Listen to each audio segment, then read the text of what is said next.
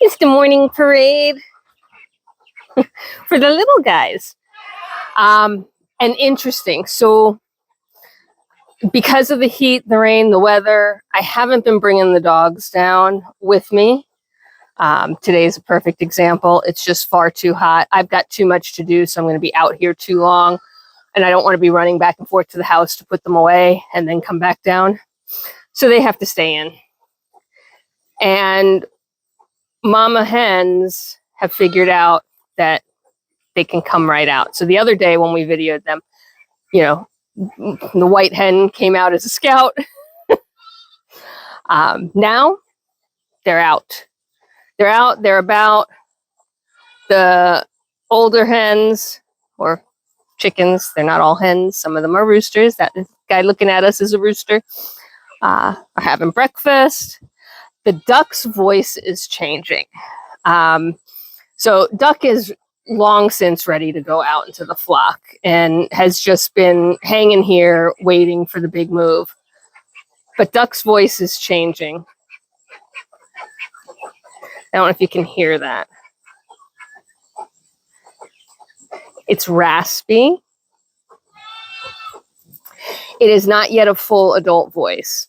So there is a difference between a duck and a drake in terms of their voice. Ducks are much louder. Drakes are much more raspy and hoarse. Now, what I'm hearing from this bird at the moment almost sounds drake-ish, right? Which would be a bummer. I really wanted a duck, but it is what it is.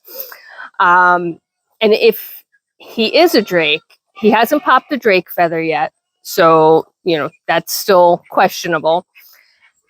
And it's truly like puberty. That voice can change again. And I've had it happen where it's too soon. You start to hear that change from baby peep to adult, and you think, okay, well, it's a raspy sound, so therefore it must be a drake. And as it turns out, it's just the switch over from the peeping to the adult sound, the quacking, right? Oh, did we have a tiff? We had a tiff. And in the case of the ducks, again, I hope you can catch that. I'm not sure what the microphone is picking up. But in the case of young ducks like that, you cannot make assumptions based on the initial change.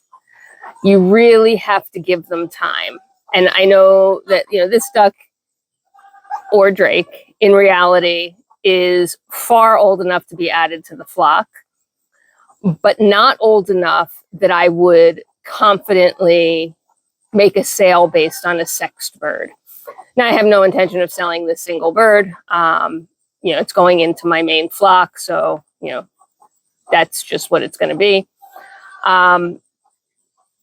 And based on, you know, what I see in terms of action and listening, I would not make or venture a guess yet. So people get frustrated sometimes with me when I say, yeah, they're grown, certainly full size, fully feathered, everything, but I still don't know the sex. I can take an educated guess, but that educated guess could be extremely wrong because I'm making it based on a subjective assessment of the voice which hasn't fully matured yet, and a voice which I have no comparison to, right? When I have 3, 4, 5 of them in here, I can start to listen to the difference between them and maybe make a differentiation. When I have a single, oh, they're on a bug. Woohoo! I don't know what kind of bug it was, but they were on it. Looks like the duck got it. Which is funny. They're like little velociraptors, let me tell you. When they get on something, they're all on it.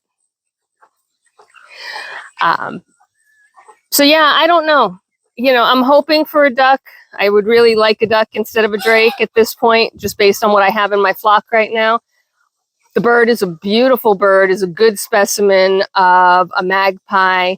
There's a little bit of color leakage down to his or her legs that shouldn't be there, but in the scheme of things that are all ducky, this bird is looking really good to be in a breeding program.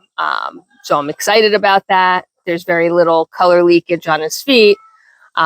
His beak, his or her beak is still a little spotty where it should be a solid color. But again, as you're working toward that perfection, that's the best, not the best specimen I have, but it's a good specimen.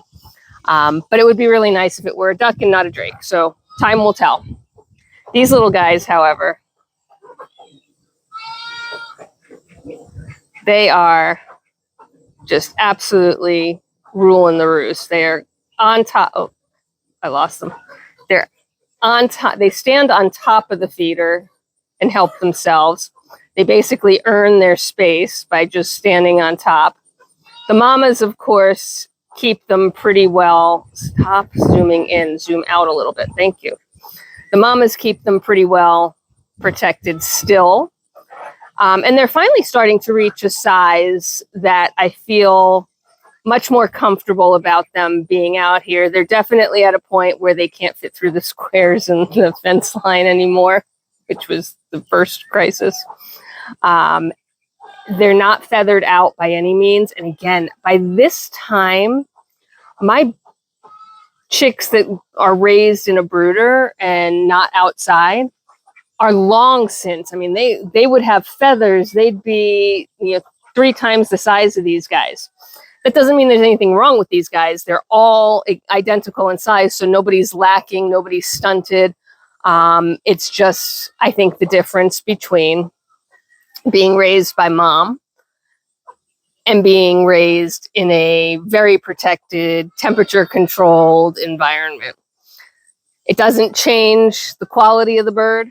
It just changes how fast they grow, apparently. And again, I hardly ever see that. So I got to get them some fresh water, and I got to feed the rest of the barn, who is absolutely screaming at me because I haven't fed them yet. I also need to start checking, weirdly enough. So these first-year chickens tend to start laying at the end of the season. So I haven't found any eggs yet, but I do check now because they're at an age where they theoretically could start dropping eggs. Older chickens, second-year, third-year chickens understand that you don't start laying at this time of the year, but the younger chickens don't know any better. And while we still have plenty of daylight and we still have plenty of warmth, they do tend to drop eggs every once in a while. So we've got whoop, whoop, whoop. The chicks sometimes get split up, and it is funny to see, like, if in this case 3 of them went with my brown hen and 1 of them was hanging with the white hen, but then the one that figured out he was the only one left with the white hen suddenly took off to go get with the rest of his buddies or her buddies. So yeah, like I said, let me get things done. Unfortunately, I have to run, but thought I'd give a quick update on what the morning parade looks like now, how our duck is growing up, because voices have definitely changed. I have not heard any crowing yet. That is next. Crowing will start. Those roosters are looking like roosters. They're easy to pick out. And yeah, crowing is going to start soon. So until next time, bye for now.